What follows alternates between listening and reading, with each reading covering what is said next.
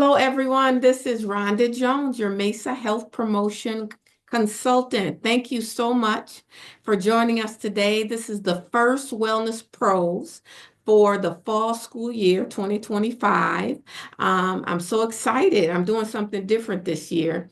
I brought on a guest. And if you were at our spring Worksite Wellness Conference, you were in the presence of Vicki. And I'm so glad she agreed to come back for our Wellness Pros event. Vicki is the Ann Arbor Vegan Kitchen. You can go to her website and check her out. She's a plant-based vegan coach. She's a culinary instructor, and she just makes cooking plant-based foods look easy and delicious. So I'm excited to have her today. I'm gonna let her go ahead and get started because we don't have a lot of time. I know everyone is just getting off of work and probably had a busy day. Go ahead and get comfortable. Hi, Winnie, I see you here. And if you have questions for Vicki, go ahead and right now it's a small group. I would suggest you put it in the chat, and I think it's small enough where if you needed to unmute and ask the question, I think it'd be fine. Vicki, you have the floor. Okay, great. Well, thank you so much, Rhonda. I am so excited to be able to have a chance to talk with all of you today and share some healthy holiday recipes with you all. And thank you all for joining. And we'll get started right away. We're going to make three different holiday desserts. All three of them are plant-based. And, the fun thing about this is that they're all really delicious. None of them are hard. You'll see how simple they are. It's kind of my thing, if there is, if I could kind of say it's my niche, is to try to make things that are healthy, plant-based, nice and simple so that anyone can do these recipes. And, a lot of times with the holidays approaching, it begins for many people, for many of us, kind of a downward spiral. There's tempting sweet things everywhere and all kinds of foods that we can't resist. And so sometimes for many of us, it just begins a cycle where we start craving and eating things that we're not really paying attention to. And sometimes that's not so great for our health. So the idea here, if we can eat kind of foods that are a little cleaner, all very simple ingredients. There's no cholesterol in anything I'm preparing. There's no oil in anything I'm preparing. And there's not even any sugar. And yet these are all desserts because we're sweetening our desserts just with fruit. And so what happens with that is they're very, very satisfying because they're nice and, sweet and we can enjoy them, but there's no sugar. So they don't start that addictive craving cycle that so many of us find difficult to manage around the holidays and beyond, because sometimes for the holidays it starts that situation where even into the new year we just can't kind of break that cycle. So here we go. We're going to dive into our first recipe, which I call cranberry chocolate chip oatmeal cookies. So we're using all pure ingredients, and here we go. We're going to get started. I'm starting with 2 ripe bananas, and so I'm putting these into a bowl. My hands are clean, by the way. I've washed them. And we're going to take these bananas in the bowl and just mash them with like a potato masher. If you don't have a potato masher, you could use even a fork. And so we're just taking these ripe bananas, and you can actually use any bananas you want, but the more ripe they are, the more sweet goodness they'll add. So we're just starting with this 2 bananas, and I'm just going to mash them for a second. We're trying to get those bananas to be not lumpy, so just enough of using the masher to get them kind of creamy. And then to that, we're going to add some more wet ingredients, just a couple quick things. A splash of vanilla. And I say about a teaspoon. I usually don't even measure. Just a little splash. Then we're using about half of a cup of plain applesauce, meaning no extra sugar added. And I like to use these little sort of, individual size that lots of people put in their lunch boxes or boxes for kids. I think this is just a lovely shortcut where we don't have to measure, and it's just right around half a cup. So it works perfectly here. So now that's the simple wet ingredients. We've just got the bananas, applesauce and vanilla, just giving that a little stir. That's our base. Now we're going to add the dry ingredients. And we're going to start with, because we called this an oatmeal cookie, I'm adding rolled oats. We've got, and you've got all the recipes here, but we're putting our rolled oats in here, roughly a cup, and then some flax.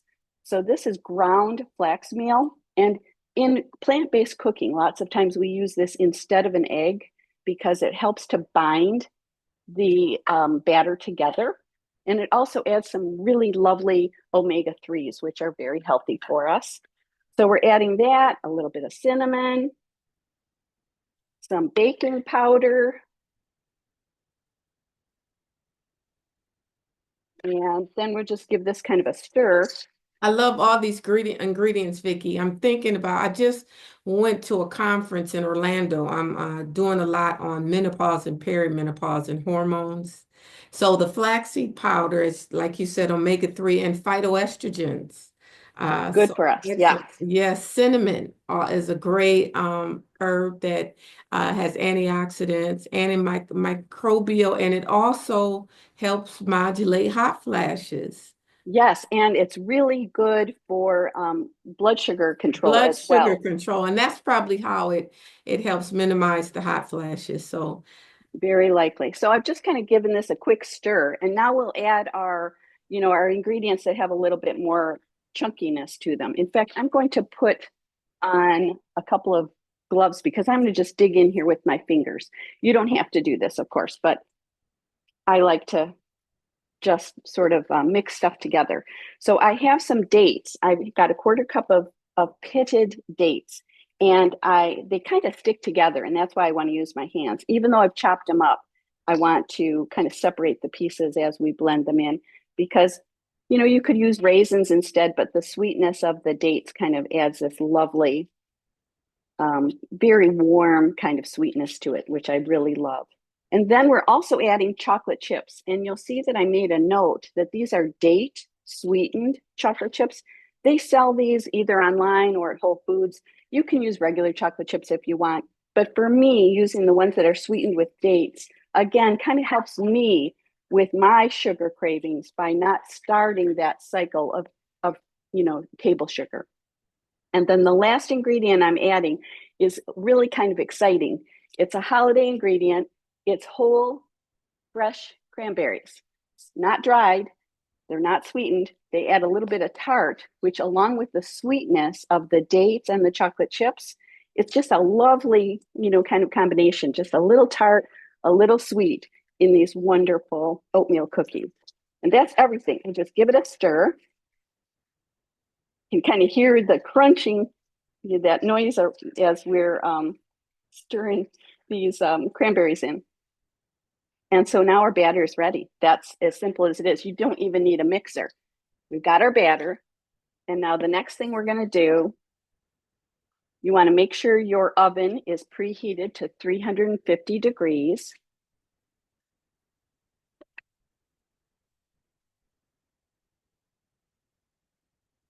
This recipe makes roughly 12 to 14 cookies. I'm going to take a baking sheet, and I've got a silicone baking mat on it because that helps things not stick. You could use a piece of parchment paper or whatever you prefer. And then I'm using just this cookie scoop that's probably roughly 3 tablespoons, and just making little shapes here. You can do this in different, multiple batches, or you can stick it all in one pan if it fits.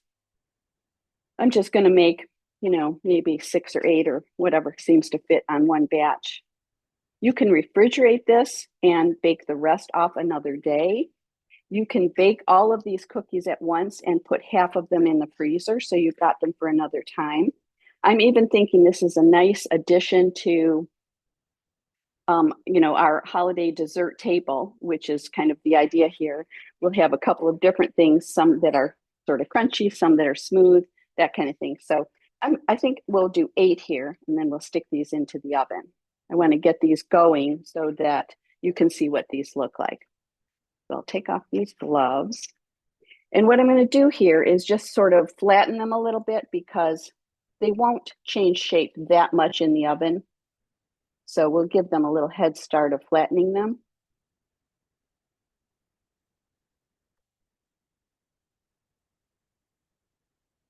And then we've got all this batter we can refrigerate and bake later. So I'm going to stick these in the oven. This is how they look before we're baking them. And then we'll be baking these for 17 to 20 minutes until they're golden and sort of firm.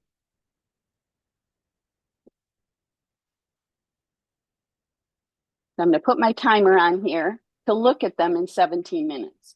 They look tasty. Yeah.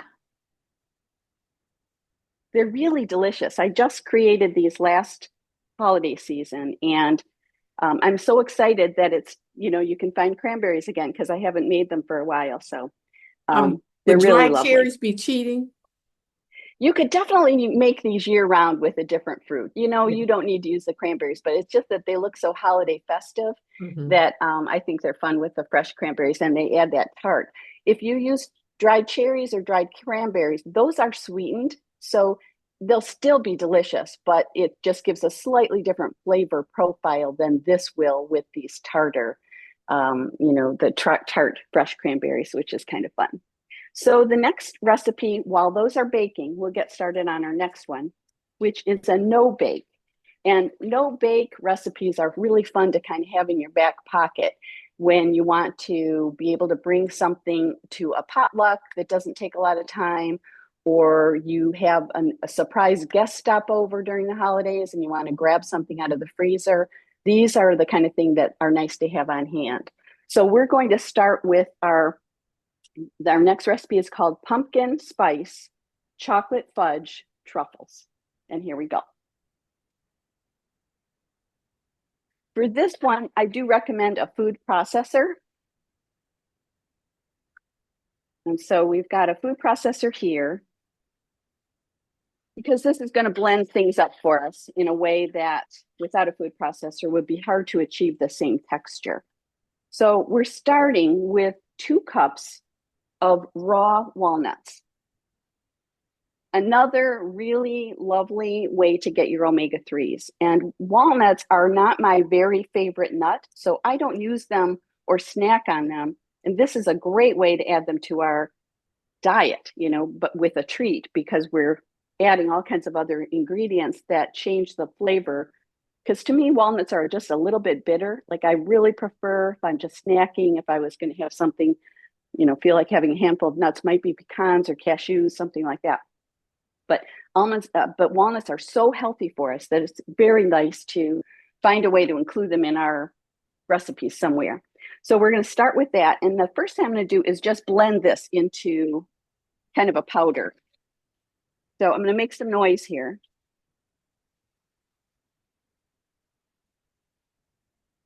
And that's we're all done with that part of it. We've got kind of a crumb texture of the walnuts. And now we'll add the rest of the ingredients.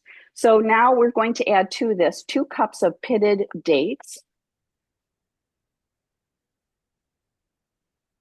And I will say that depending on, I've made this recipe many times, and sometimes it just blends immediately, and sometimes it gets kind of stuck. So the blades kind of catch on the dates, and depending on how dry they are or moist, it gives us an easier or harder time. So I always have handy a little bit of water just in case I need to add it to keep it going. So bear with me if my blades stop in the middle. But the next thing we're going to add now is our cocoa or cacao powder. They're basically the same thing, but cacao is raw cocoa. So we're adding that, again, lots of antioxidants, and then some liquid. So we've got here, I actually put my vanilla in here and a shot of espresso. And if you don't have espresso handy, you can just use a strong coffee. I'm using decaf because most of the time I want to reach for a treat, it's in the evening and I don't want caffeine. So I'm using a decaf espresso here. And now we're going to try to blend this together into kind of a cookie batter texture. And again, if it gets stuck, bear with me. We'll work it through with our water.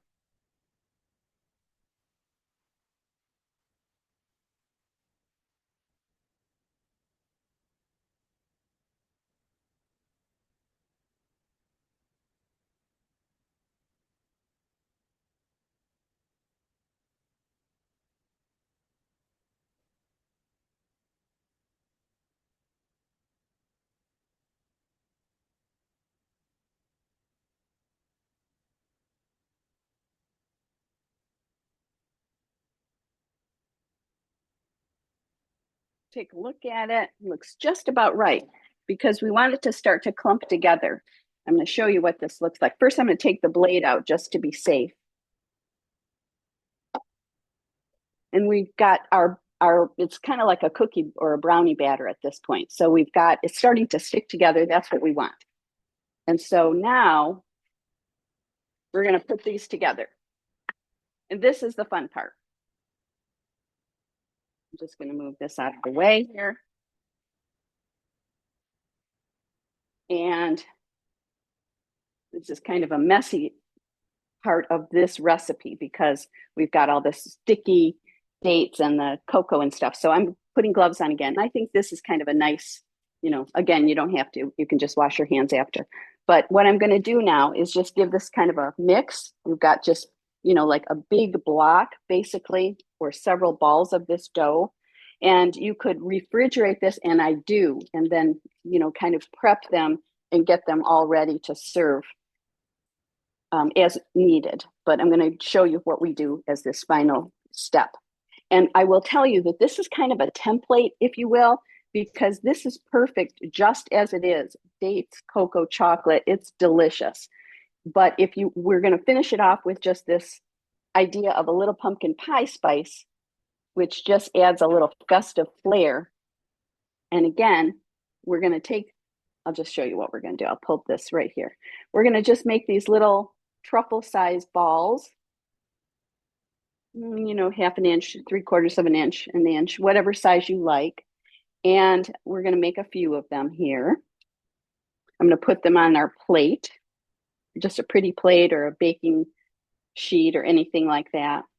They're really good frozen or refrigerated, so they're great now as well, but I like them cold, even better. So what I'm going to tell you is, besides what we're doing right here as one of the ways to enjoy these, they're perfect just like this, frozen or refrigerated, making a few balls, or our final step where we're going to just dip it in a little pumpkin pie spice, or an alternative to that, and you could make a whole variety pack on one tray, is some plain, some with the pumpkin pie spice, some rolled in crushed peanuts, some rolled in coconut, some rolled in, whatever you like, basically. More cocoa, a different kind of a nut. You could add a little bit of mint extract to this to turn it into a chocolate mint, and just freeze them just like that. So here we are. I'll just do one more. And then we've got a lovely little platter. And again, this is just so easy, so quick. You can see how fast this is. And again, you can serve them just like this as a chocolate fudge truffle, or our final step where we're going to just roll it in a little bit of pumpkin pie spice and put them on the plate.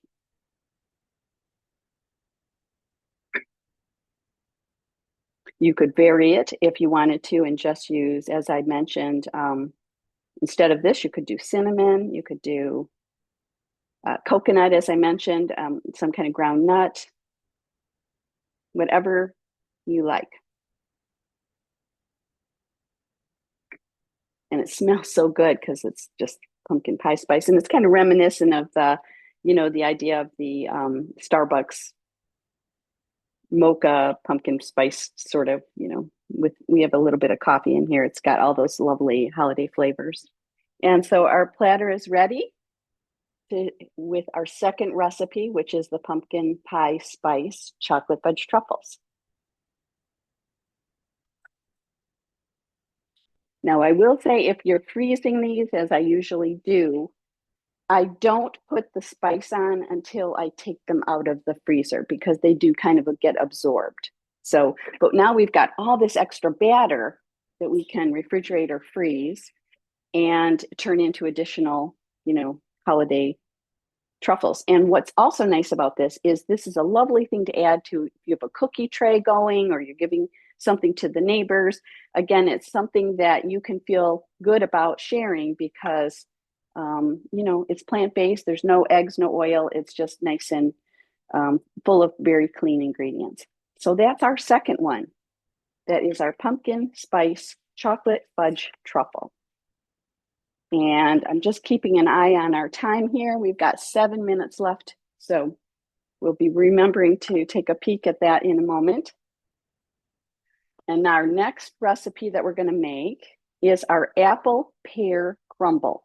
And this is a really delicious holiday dessert. I'm just going to move a couple things out of the way here and get started with our fruit crumble. So apples and pears, just so beautiful around the holidays and smell so good. So we're going to, I'm going to show you how we're going to put this one together. This has a couple of steps, but all of it's easy. And so we're going to start with, I started to cut these ahead of time. I'm going to just finish it off with you. We've got, I actually am using, it's about 3 pounds of fruit. So I used, by having 6 apples and 1 pear, we're getting to that. You could you could change your ratio if you wanted to make them half and half, you could. This is my discard bowl for the stuff I'm cutting up. So I'm just going to, I started to cut these apples ahead so that I'd show you how we put it, the whole thing together. But I want to make sure you can see. Who's on camera? You can see what I'm doing here, Rhonda. So I'm just slicing this. Yes, we can see it. Great. Okay, so I'm just taking these simple apples. I'm using Honeycrisp. I bought a 5-pound bag and just divided it in half because I made one ahead to show you what it looks like when it's cooked. But this one, I'm going to show you how we prepare it. So I'm using Honeycrisp, but you can use any kind of apple you want, really. And then I'm also using a pear, and the pear I'm not really being that super careful with my peeling because, but you can be. And then I'm slicing this and I'm adding it to a bowl. And the pear I don't bother peeling. You can. I like the skin of the pear really well in here. And this is a recipe that you can make all year long. You can just change up the fruit. Honeycrisp are my favorite apple. Are they? Yeah. I love them too. I like any crisp apple. And now I'm just going to take a pear and just kind of slice that as well, just making sure that we don't get any of the seeds from the middle. And with a pear, interestingly, you don't have to make sure it's super ripe because it will kind of ripen as you bake it. So I found that if it's very ripe, it kind of dissolves a little bit. So I kind of almost like it a little bit more firm when I'm at this stage, just cutting it up. So you can chop it, you could dice it. I'm just making these very rustic slices. And I'm not even making sure they're all the same shape or anything. It's just kind of like free for all. I want to make sure they're not too big for, we want to be able to pick them up with a fork when you're serving, but nothing fancy at all here. So we're just going to add our pear into those apples.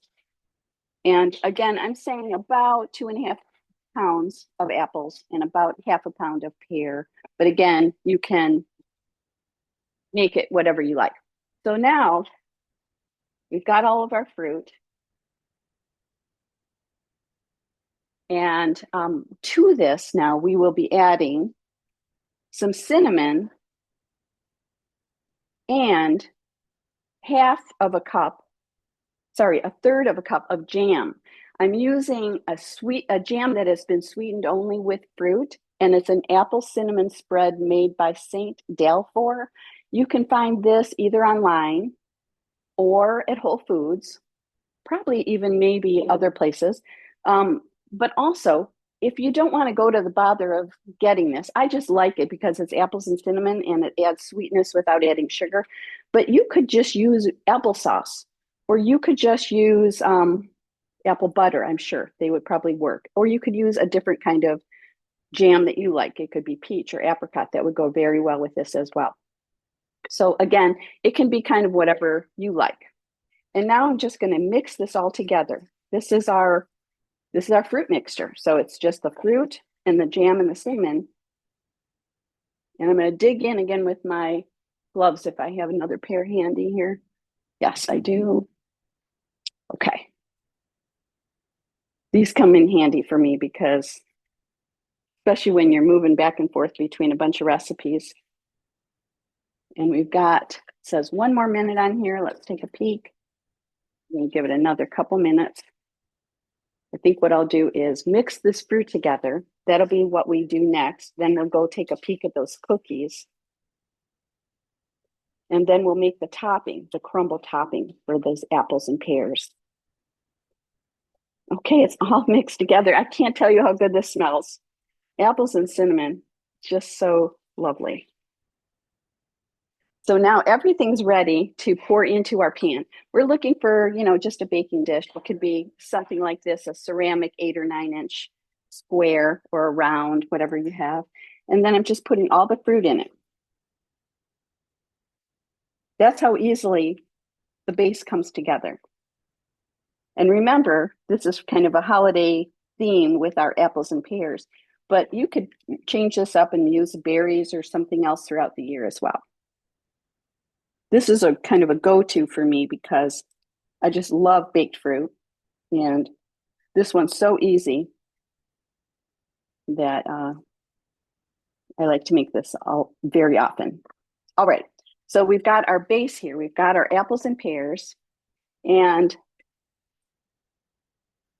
looks like this. And the truth is you could bake this just like this. This would be delicious, but we're going to go one step further with our topping. So hold on here with me while I take a look at these cookies.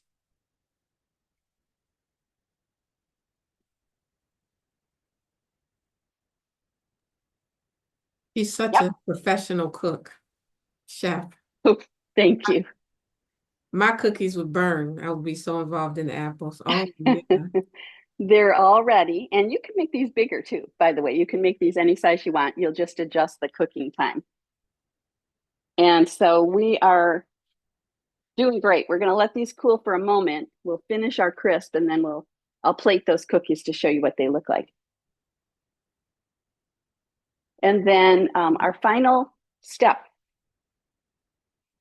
is to prepare our topping. You know what? I'm going to make a little more room, move this food processor out of the way.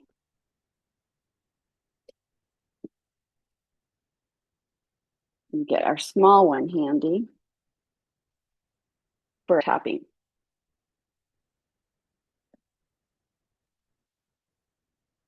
We've got a lot of ingredients, so I'm just shoving them around here a little bit.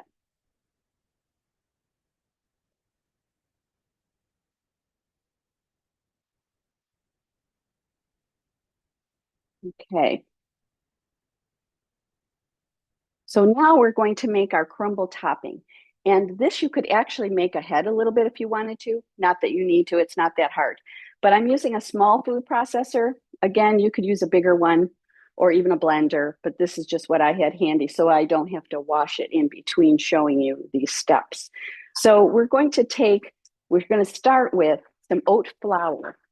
And I've added a little cinnamon to this so I didn't have to have a separate, measurement. But we're starting with oat flour. If you don't have oat flour, you can actually just use oats and create your own flour. That's all it is just blended to become flour texture, just whole oats. So we're going to put that in there. And now we're adding 2 kinds of cereal. I'm using corn flakes because they're crunchy, but they're sweetened only with fruit. So the brand that I use is called Nature's Path. You can use anything you want, though. It doesn't have to be this fancy one. And then it could be like Rice Krispies and Cheerios. I'm just using 2 different kinds of low sugar. The ones I'm using have no sugar. This is puffs of millet cereal. Again, you could use rice cereal or oat cereal or wheat cereal, whatever you like. But I'm using these because it gives me several different whole grains. I've got corn, oats, and millet in here. And it's just all very simple, no sugar added cereals. And now to this, I'm going to add a little bit of dates. This is a 1/4 cup of dates. And of course, you've taken the pits out. And our last ingredient, I think that's where we're gonna blend now. And then we're going to add our liquid after that. So let me just double check. Yep, we're gonna do that. So I'm gonna put my top on.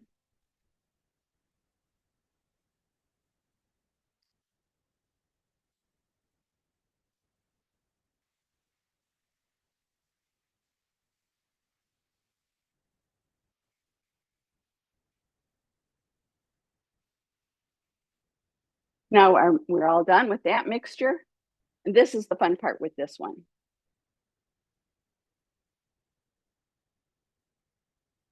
I'm gonna just put this powder, which is now kind of sweetened cereal, is all it is. But we've sweetened it with something that we're controlling. So we get to pick how sweet it is and what it's sweetened with. So I'm putting that into a bowl. And then to that, I am adding 1/4 cup of milk. And that's our liquid. And the milk I'm using is a soy milk. You can use any kind of milk you like. We're looking for a plant-based milk in order to make sure we don't have any cholesterol or fat that's not good for our arteries. And now I'm just kind of mixing this up into, again, just this, kind of a crumbly mixture. Trying to make sure that everything gets nice and moist. And I think I'm going to just dig in here and grab one more pair of gloves so that I can get in there with my fingers. I just find that those are the best tools for this. I'm just going to mix this together, make sure that, again, all of the sections of, all those powdery cereals that I've blended together give me, the texture, the crunch, the, just delicious flavors and the sweetness from the dates, but also making sure, and the cinnamon, making sure every part of it is nice and covered with the moisture so that it's evenly kind of like a cookie batter. So this is sticking together nicely. It looks like this now, and I'm going to just break it apart, little pieces, and just very casually, add this to the very top of our crumble so that it'll bake into our beautiful topping. And we want to leave some spots where the fruit will show through because it's nice and pretty. And this topping's really delicious. It's basically kind of like a little cookie topping. Really good with a plant-based whipped cream on top or a plant-based ice cream, but just really wonderful all on its own as well. And here we go. So again, I'm going to take off these gloves, and this will be ready to go into the oven for 30 to 40 minutes at 350. And I'm going to show you what this looks like because we don't have another 30 or 40 minutes together. So I'm going to put this into the oven, and then I'll show you what this is going to look like.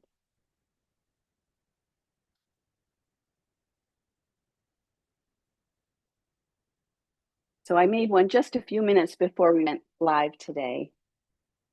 And oops, the steam. And here's what it looks like cooked. So let's plate this. I'll show you what this looks like when we put it into a little serving dish.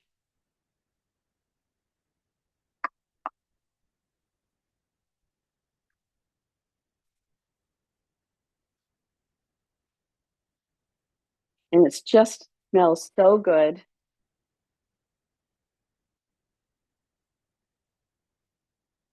A little bit of the juices on the bottom.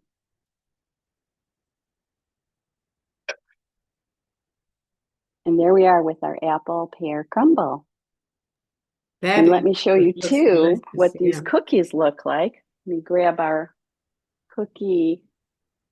I might be tempted to spray some Cool Whip on top of that. Absolutely. It would be so good with that. I'm just going to grab a couple cookies to show you. These are just, I can't wait to dig into these cookies with, a cup of hot tea or coffee.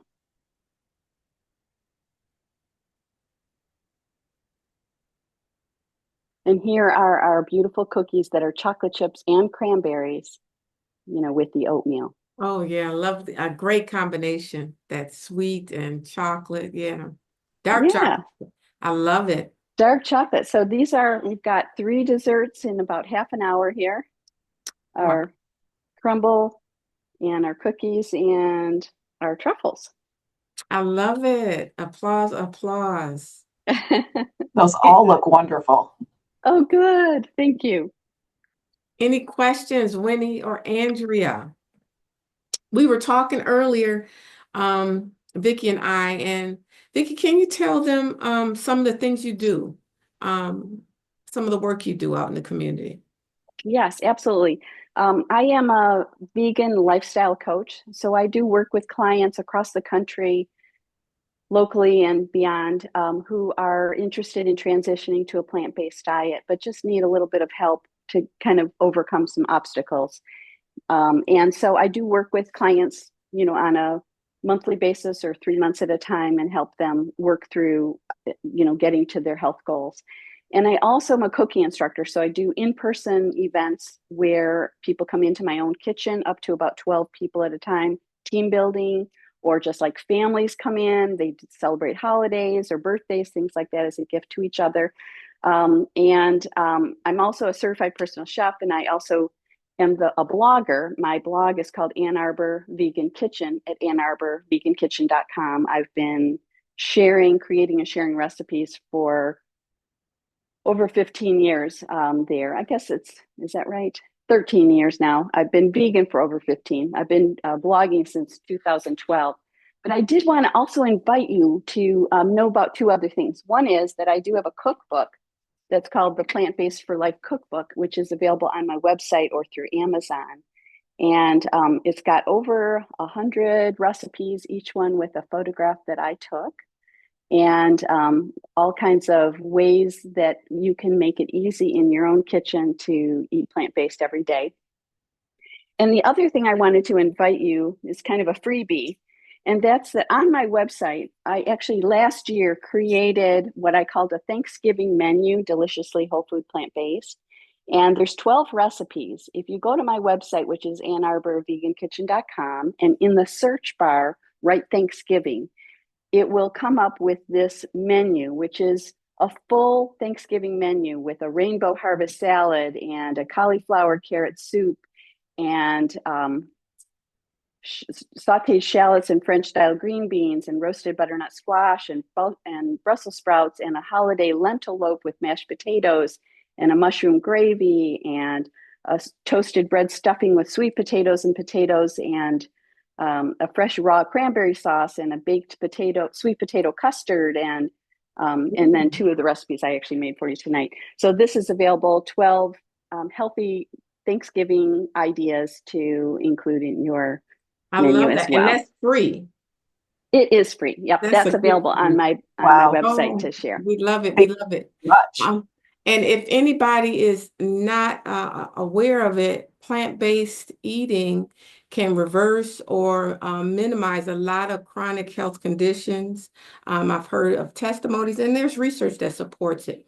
I like to call it, I use the term plant dominant. It doesn't mean you have to stop eating meat, but it's to encourage folks to put more plants in your diet. So I don't think Vicki is suggesting you have to be a vegan. You could just start adding these types of dishes and kind of slowly move yourself towards that and get the health benefits. So many health benefits of plants and vegetables. If you've been in any of my sessions, you've heard it. And I'm sure Vicki talks about it a lot in her sessions as well. Also, Vicki mentioned, and what I am going to incorporate at our next Worksite Wellness Conference in the spring. I haven't set a date yet, but you know how I love to give out prizes and I love to transition into Oprah for a moment. I will be probably giving away an opportunity to have Vicki at your organization to do a cooking demo. And that's something you could do too if you are running a wellness activity and you can't think of a prize, perhaps reach out to Vicki and she can help you. It might be a cookbook, or it might be her coming out to work with your organization. She does team building, corporate team building events, and I just think what she's doing is great. Any other questions? Remember, I'm planning the Spring Worksite Wellness Conference. Also on the books, we're going to be offering a virtual Navigating Menopause series. It's going to be a series of 6 virtual sessions that you can register for. If you are in need of sketch credits, you or any of your colleagues, they will have credits involved with attendance. I'll be talking about menopause and nutrition, menopause and movement, menopause and sleep. I might even try to get Vicki on one of those menopause and nutrition sessions. So look out for that coming up soon, to save it on your calendar and to register. The first session will be in February. I'm just putting the word out now. Thank you so much for joining us on Wellness Pro. Thank you, Vicki. This recording will be going Thank you for including me. I'm sorry, I cut you off. I'm sorry, I did not mean to interrupt, but I just wanted to say thank you so much, Rhonda, for including me. Absolutely. I'm so glad you were available, and I am just delighted about all you shared with us. Thank you so much. Thank you, Winnie. Thank you. Thank you, Andrea. Thank you, Vicki. Thank you, Vicki. Thank you, Rhonda. My pleasure. Thank you so much.